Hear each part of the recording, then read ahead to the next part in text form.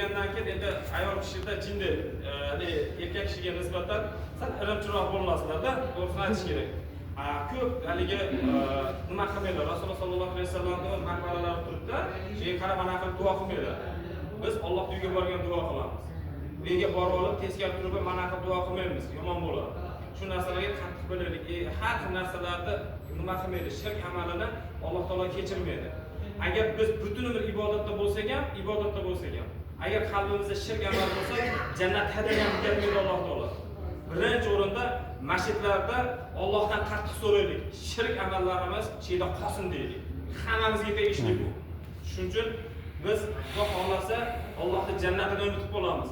Alloh taolo bizga shunday ne'matlarni berdi.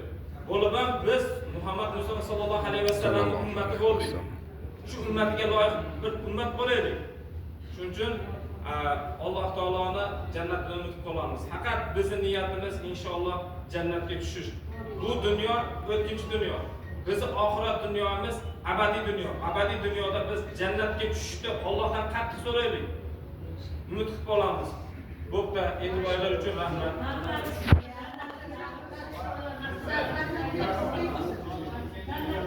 Amin.